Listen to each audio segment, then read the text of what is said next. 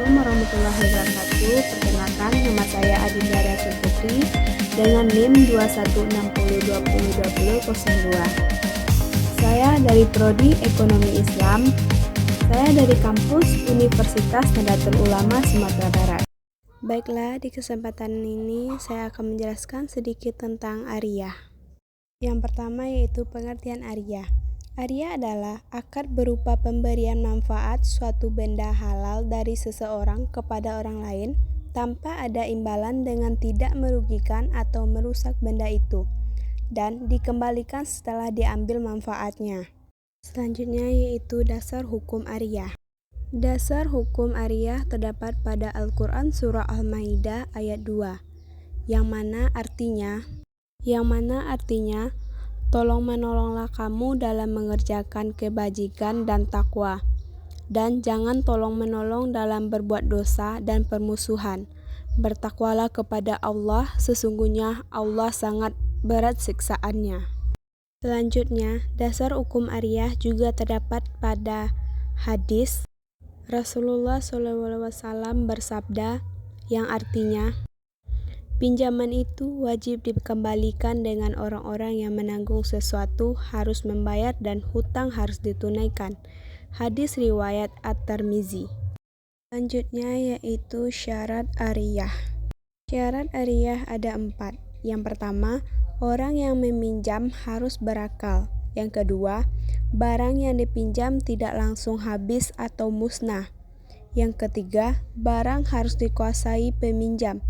Dan yang keempat, manfaat barang yang dipinjam sifatnya mubah.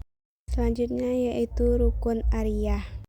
Rukun ariyah terbagi menjadi 3. Yang pertama, mukir atau orang yang memberikan pinjaman dengan syarat inisiatif sendiri bukan paksaan, dianggap sah amal baiknya, bukan dari golongan anak kecil, orang gila, budak mukatab tanpa izin tuannya, dan bukan dari orang yang mengalokasikannya terbatasi dengan sebab bangkrut atau tidak ada kecakapan dalam mengolah harta, dan memiliki manfaat barang yang dipinjamkan meskipun tidak mempunyai hak pada barang, semisal dengan menyewanya bukan dengan hasil pinjaman dari orang lain, karena manfaat barang yang dipinjam bukan menjadi haknya, melainkan diperkenankan untuk memanfaatkannya.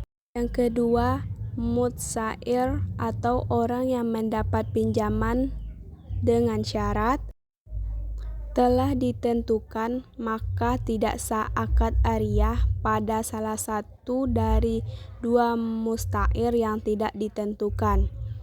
Bebas dalam mengalokasikan harta benda, maka tidak sah dari anak kecil, orang gila, atau orang yang mengalokasikannya terbatasi dengan sebab tidak memiliki kecakapan dalam mengolah harta, kecuali melalui sebab tidak memiliki kecakapan dalam mengelola harta, kecuali melalui wali masing-masing.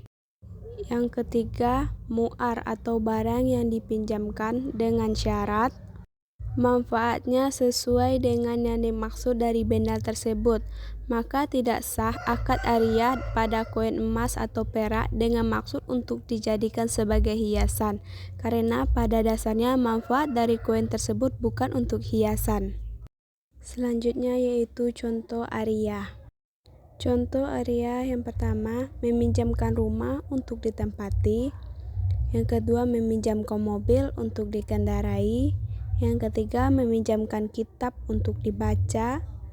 5. Untuk meminjamkan perabotan rumah tangga untuk dimanfaatkan. Dan yang terakhir, meminjamkan kambing untuk diambil susunya. Itulah yang dapat saya sampaikan. Apabila ada kesalahan, saya mohon maaf. Saya tutupi dengan Assalamualaikum warahmatullahi wabarakatuh.